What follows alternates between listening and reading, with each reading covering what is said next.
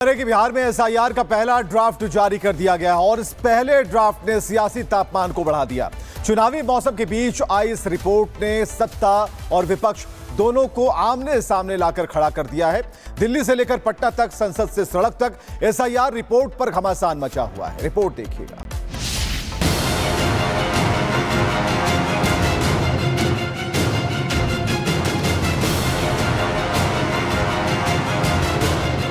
बिहार में विधानसभा चुनाव भले ही कुछ महीनों दूर हो, लेकिन सियासत ने अभी से रफ्तार पकड़ ली है।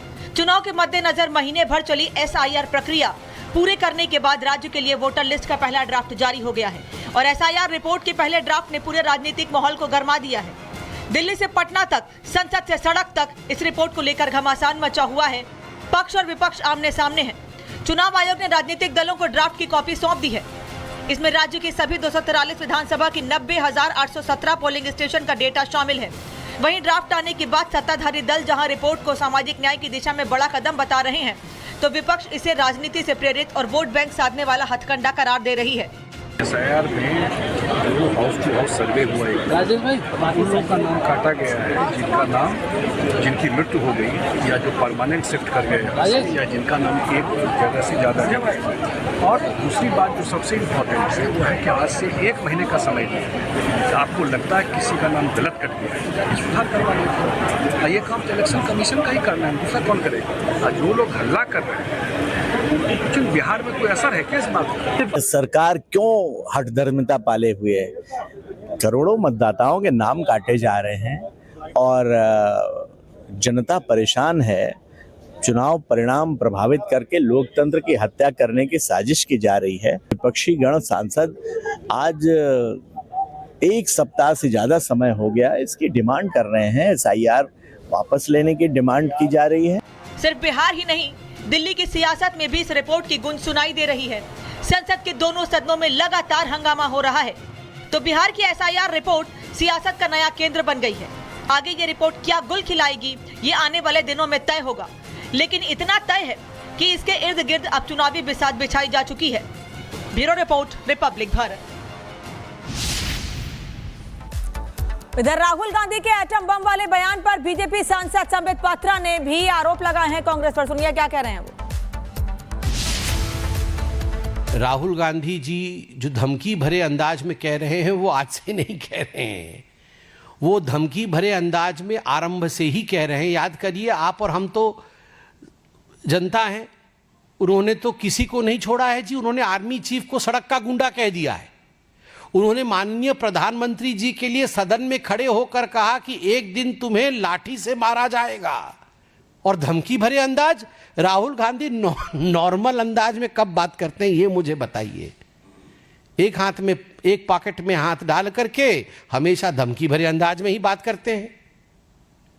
लोकतंत्र में ये एक नेता को शोभा नहीं देता और खास करके जब आप एलओपी हैं तो सभ्य भाषा का प्रयोग करना चाहिए। ये बम जैसे फटना राहुल गांधी जी को शोभा नहीं देता। आप शीतल जल की तरह बहिए, बम की तरह मत फटिए। तो एसआईआर को लेकर विपक्ष लगातार चुनाव आयोग पर निशाना साध रहा है। राहुल के बयान पर संसदीय कार्य मंत्री किरण रिजिजू ने क्या कहा, ये भी सुनिए। वोट चोरी हो रही है और अब हमारे पास ओपन एंड शट प्रूफ है कि इलेक्शन कमीशन वोट चोरी में इन्वॉल्व है। तो हमने अपना ही इन्वेस्टिगेशन करवाया, उसमें 6 महीने लगे और जो हमें मिला है वो एटम बॉम्ब है। मतलब एटम बॉम्ब है, फटेगा तो आप इलेक्शन कमीशन आपको दिखेगा नहीं हिंदुस्तान में। राहुल गांधी ने बार बार संवैधानिक संस्थाओं को धमकी दिया है, ये पहली बार नहीं है। 2014 में मोदी जी के नेतृत्व में प्रचंड बहुमत जीत के हम कैसे आए, तो हमारी सरकार तो नहीं था। तो इस बीच में कई स्टेट्स का इलेक्शन हुए हैं, कई स्टेट से उनके गठबंधन वाला जीतते हैं, कई स्टेट से जो एनडीए वाला जीतते हैं। तो वो कैसे जीते फिर?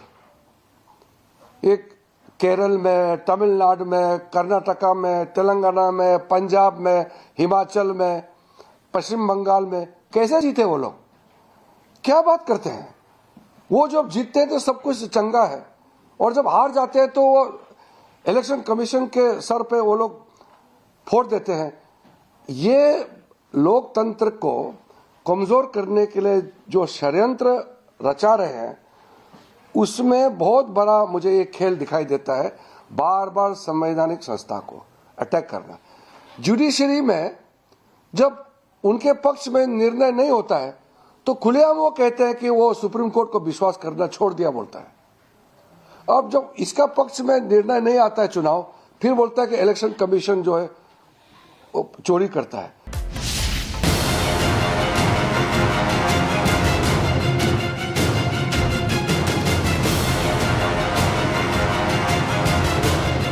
बिहार में विधानसभा चुनाव भले ही कुछ महीनों दूर हो, लेकिन सियासत ने अभी से रफ्तार पकड़ ली है। चुनाव के मद्देनजर महीने भर चली SIR प्रक्रिया पूरे करने के बाद राज्य के लिए वोटर लिस्ट का पहला ड्राफ्ट जारी हो गया है और SIR रिपोर्ट के पहले ड्राफ्ट ने पूरे राजनीतिक माहौल को गरमा दिया है। दिल्ली से पटना तक, संसद से सड़क तक इस रिपोर्ट को लेकर घमासान मचा हुआ है। पक्ष और विपक्ष आमने सामने है। चुनाव आयोग ने राजनीतिक दलों को ड्राफ्ट की कॉपी सौंप दी है। इसमें राज्य की सभी 243 विधानसभा की 90,817 पोलिंग स्टेशन का डेटा शामिल है। वहीं ड्राफ्ट आने के बाद सत्ताधारी दल जहां रिपोर्ट को सामाजिक न्याय की दिशा में बड़ा कदम बता रहे हैं, तो विपक्ष इसे राजनीति से प्रेरित और वोट बैंक साधने वाला हथकंडा करार दे रही है। SIR में जो हाउस टू हाउस सर्वे हुआ है, उन लोगों का नाम काटा गया है जिनकी मृत्यु हो गई या जो परमानेंट शिफ्ट कर गए या जिनका नाम एक जगह से ज़्यादा जगह है। और दूसरी बात जो सबसे इम्पोर्टेंट है वो है कि आज से 1 महीने का समय है। आपको लगता है किसी का नाम गलत कट गया है, सुधार करवा लेते। ये काम तो इलेक्शन कमीशन का ही करना है, दूसरा कौन करेगा। और जो लोग हल्ला कर रहे हैं, बिहार में कोई असर है क्या इस बात का? सरकार क्यों हठधर्मिता पाले हुए है? करोड़ों मतदाताओं के नाम काटे जा रहे हैं और जनता परेशान है। चुनाव परिणाम प्रभावित करके लोकतंत्र की हत्या करने की साजिश की जा रही है। विपक्षी गण सांसद आज 1 सप्ताह से ज्यादा समय हो गया इसकी डिमांड कर रहे हैं। SIR वापस लेने की डिमांड की जा रही है। सिर्फ बिहार ही नहीं, दिल्ली की सियासत में भी इस रिपोर्ट की गूंज सुनाई दे रही है। संसद के दोनों सदनों में लगातार हंगामा हो रहा है। तो बिहार की SIR रिपोर्ट सियासत का नया केंद्र बन गई है। आगे ये रिपोर्ट क्या गुल खिलाएगी, ये आने वाले दिनों में तय होगा। लेकिन इतना तय है कि इसके इर्द गिर्द अब चुनावी बिसात बिछाई जा चुकी है। Bureau report, Republic Bharat. इधर राहुल गांधी के एटम बम वाले बयान पर बीजेपी सांसद संबित पात्रा ने भी आरोप लगाए हैं कांग्रेस पर। सुनिए क्या कह रहे हैं वो। राहुल गांधी जी जो धमकी भरे अंदाज में कह रहे हैं वो आज से नहीं कह रहे हैं, वो धमकी भरे अंदाज में आरंभ से ही कह रहे हैं। याद करिए, आप और हम तो जनता हैं। उन्होंने तो किसी को नहीं छोड़ा है जी। उन्होंने आर्मी चीफ को सड़क का गुंडा कह दिया है। उन्होंने माननीय प्रधानमंत्री जी के लिए सदन में खड़े होकर कहा कि एक दिन तुम्हें लाठी से मारा जाएगा। और धमकी भरे अंदाज, राहुल गांधी नॉर्मल अंदाज में कब बात करते हैं ये मुझे बताइए। एक हाथ में, एक पॉकेट में हाथ डाल करके हमेशा धमकी भरे अंदाज में ही बात करते हैं। लोकतंत्र में ये एक नेता को शोभा नहीं देता, और खास करके जब आप LOP हैं तो सभ्य भाषा का प्रयोग करना चाहिए। ये बम जैसे फटना राहुल गांधी जी को शोभा नहीं देता। आप शीतल